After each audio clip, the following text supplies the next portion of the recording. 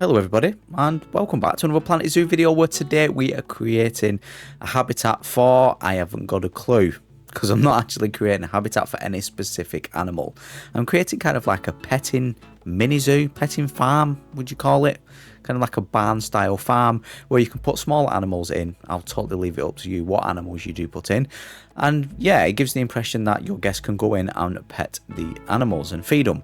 Obviously, we don't have the actual in-game mechanics for guest to feed animal. I think the newest Zoo Tycoon did though. I think Planet Zoo should definitely include that. Obviously, we've got guest tours by staff members and stuff like that where the actual zookeeper will feed the animals, but we've not got feeding station for the guest, so maybe incoming DLC. But we started this build where we start all of my builds what I create, and that is with the wall. Once I've got one wall looking how I want it to look, I can just copy it over and I've got the main building, as you can see me doing here. Yeah, by the way, if you don't know how to create custom walls, or you get confused, or you want to learn how to build a habitat step by step, I have done quite a recent tutorial on that, so have a look on the channel. I'll leave the description down below. But yeah, playing with the roof now, kind of figuring out what kind of roof design I want. And I did the cardinal sin of creating the roof first before creating the inside. But luckily, we have got many open doors, so a lot of light was able to get in, and it was quite easy to build the inside of the habitat. But I do recommend leaving your roofs to last when creating any hard shelter of any habitat. And this is what it's going to be. It's going to be a hard shelter mixed with the guest viewing. So our guests are going to be able to walk through the center of this like they would do a normal barn in real life, and view the animals for the inside, giving the impression that they can pet the animals and feed the animals. Obviously, we can't actually do that in Planet Zoo, but you know, it looks like we can anyway. And imagination is everything in this game. I always say, if you can imagine it, you can probably build it. Just creating the top part now, and I love this colour of stain. These are the stained walls, by the way, if you was wondering, and these are the wooden slab roof, something like that. But I love this, the stained wall, and this colour. Never used this colour before, but it looks really authentic, really rustic. I won't say run down, but definitely, you know, not brand new kind of barn style. And added that trim to the bottom of the custom wall, and it just makes everything look a little bit more realistic. And that's the main foundation in. We do end up changing it. You can see me just putting in the trim now. This is what I would suggest doing on all your builds as well. Just cover up those nasty gaps. Make little areas, you know, come alive and stand out. Add a little trim to the end of your walls, to the bottom of your walls, to the top of your walls, and to the base of your roof. And even to the top of your roof sometime as like a little gutter. Well, yeah, once we've got one side, we've got the other. All I have to do is duplicate it over. Very easy. And then I wanted to overextend the roof a little bit, so I did. Just lowered the grid down and to size 1 and extended it over, so I had a little overhang. And then I totally delete this. I was going to leave this part or skip this part out of this video, but I thought no, it's very important to show that if something's not right and you're not feeling it, change it. And I'm not perfect. I don't get everything right. I would say I'm a half decent Planet Zoo builder. But I'm not perfect, and no one is. And you can see I deleted this whole roof and thought, right, I need to start again. It was too thick, it was too much, and I wanted it thinner and a little bit longer. So that's what I did. I just extended the base part and then moved it, separated it into a different group, so I can just duplicate pieces over and move it as I wish without the whole of the building moving. And then built around it, and yeah, it just came out looking so much better than it did before. And I always do this. Go away, come back, have a look, see what you can change, and then change it if you're not happy with it. See me just adding the base of this down here. And yeah, the thing is with petting zoos and builds like this, it isn't functional, and I wish Planet Zoo would do something about it. Like, it can't be that much for them just to add the mechanics for guests to interact with animals. It just can't be that much for them to do. Like, please, Planet Zoo, Frontier, I'm begging you. I mean, they had the conservation pack. Now, the conservation pack is brilliant, don't get me wrong. I actually use a lot of pieces out of the conservation pack. Even in this build, you will see me use a lot of the conservation pieces.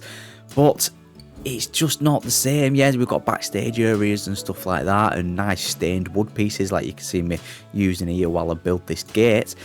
But it's just not the same. I want the guests to be able to interact with the animals. I want them to be able to feed the animals, and I want more farm animals. I mean, we've got the horse, we've got the llamas, which you could say are kind of like petting animals.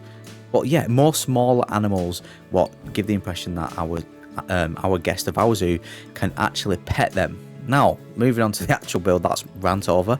Moving on to the actual build, you can see I've created this custom fence, not fence, what do you call it? Sliding door of the barn.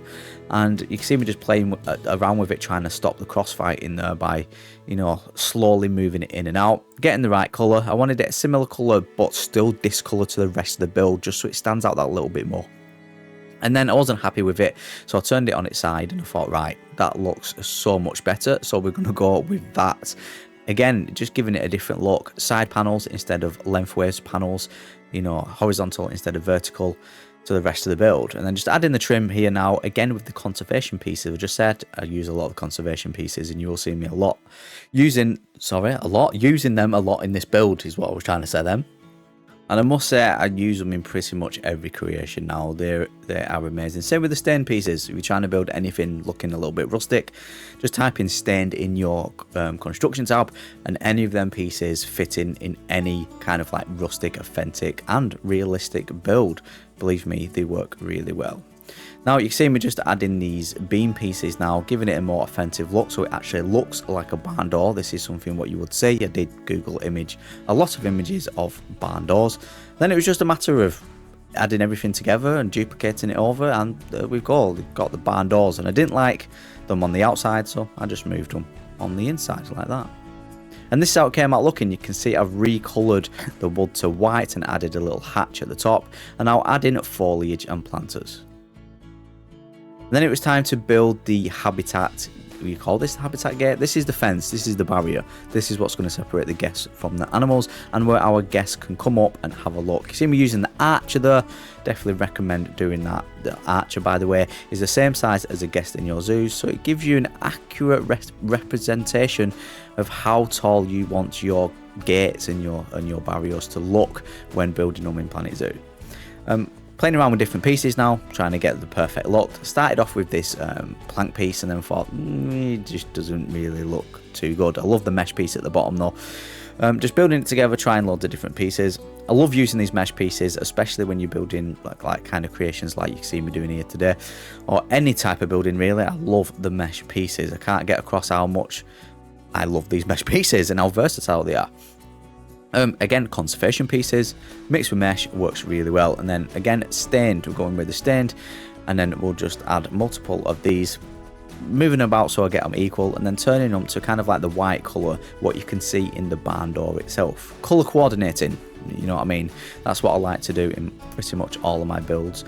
Stick to like 3 different colours, and then use those 3 colours in everything you create, and it just makes everything blend really well. Just lining everything up now and putting those fences in. Just lining everything up, making sure everything's correct, and building out the area, what's going to be the external area for the animals that you decide to put in here. Remember, I'm not building this for any specific animal. It will suit any small animal. Let me know what animal you do decide to put in here. And then I thought, right, let's just square it off and put everything square. And then I thought, no, I want to kind of like, I wanted to create an area where there's a little bit of rocks, a little bit of foliage, and kind of like a tree will be hanging over and kind of maybe like falling down into the habitat. We'll get to the foliage later on in the video, so stay around for that. But yeah, I wanted to designate an area for that. Like the fence has been built around a tree. I hope that makes sense. Sometimes I say stuff what makes sense in my own brain, but then when I say it, it doesn't actually come across good, and you guys watching the video kind of get confused of what I'm trying to go on about. It's easy to describe something what's going on in my own brain, but he's not easily demonstratable when building stuff in Planet Zoo.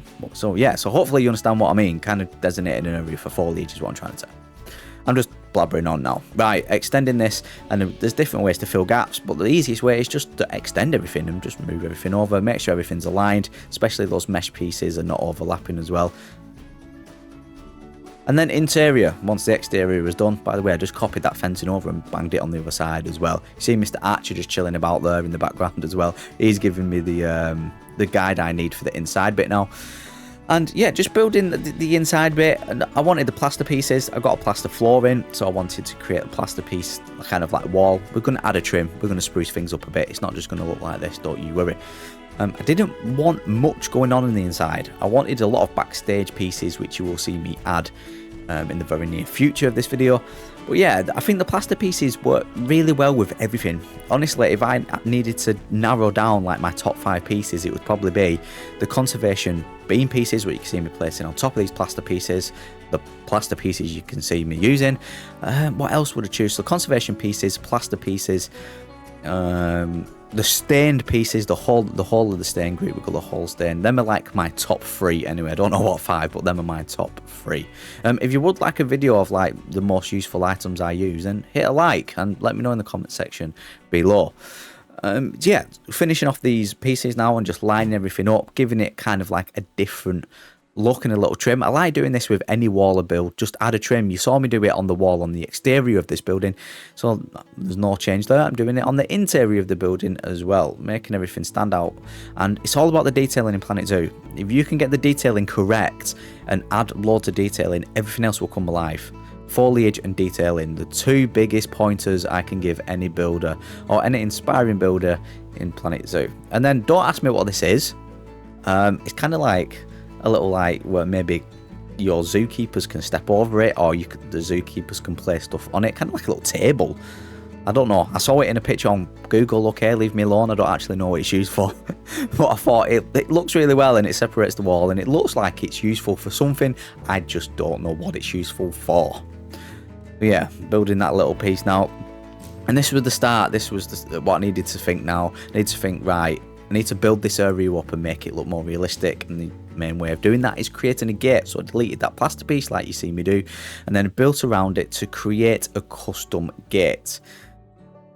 This gate is not functional. This is not where the habitat gate will be. Stay tuned for where I do put the habitat gate, but this gate is not going to be functional, but it is going to look like it's functional.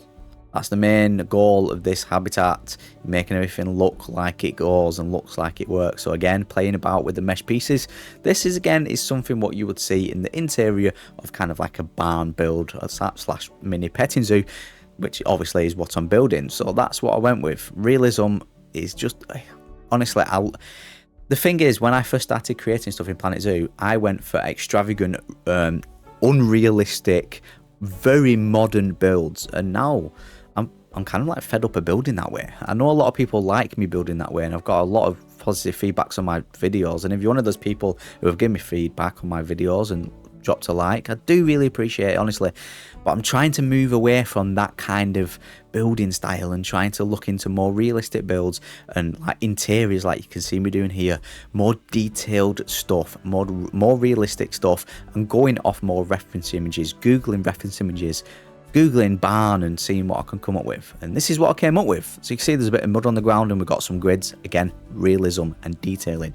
Let's add some even more detailing with a lot of the conservation pack pieces here. I know I said it's up to you, whatever animals you want to put in this habitat you can, but I've put llamas in just to test the space requirements, and unfortunately it's too small for them. Look, I'll show you. I'll just bring up the heat map here. They can traverse pretty much everywhere and blocked off by a little bit of foliage here and there. But the space requirement is just not enough, especially for 2. So if you are going to download